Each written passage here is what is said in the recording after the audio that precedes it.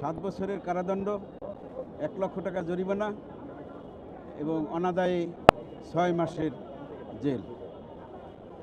Tulip সিদ্দিককে 2 বছরের কারাদণ্ড, 1 লক্ষ টাকা জরিমানা, অনাদায়ে 6 মাসের কারাদণ্ড। শেখ হাসিনা সহ আরও 14 জন আসামিকে 5 বছর কারাদণ্ড, 1 লক্ষ টাকা করে জরিমানা এবং অনাদায়ে 6 মাসের দণ্ড। টিউলিপ সিদ্দিক ব্রিটিশ পার্লামেন্টের একজন মেম্বার হিসাবে অধিকতর ক্ষমতার অধিকারী হয়ে তাহার খালা শেখ হাসিনাকে প্রভাবিত করেছেন, যেহেতু শেখ হাসিনা ইতিপূর্বে তার নিজের নামে এবং তার 2 সন্তানের নামে 3টি প্লট নিয়েছিলেন।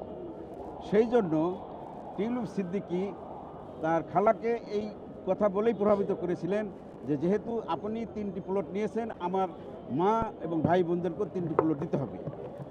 এই বিষয়গুলা আমরা গণভবনের কর্মকর্তা-কর্মচারী 2 জন সাক্ষী দিয়েছে এবং টিউলিপ সিদ্দিকী কীভাবে প্রভাবিত করেছে সেই বিষয়ে আদালতে আমরা সাক্ষী উপস্থাপন করেছি।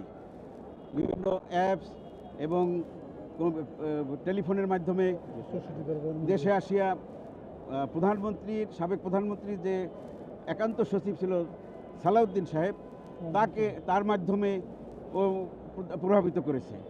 এইভাবে তার প্রভাবিত হওয়ার বিষয়টা প্রমাণিত হওয়ায় আদালত তাকে 2 বছরের কারাদণ্ড প্রদান করেছে।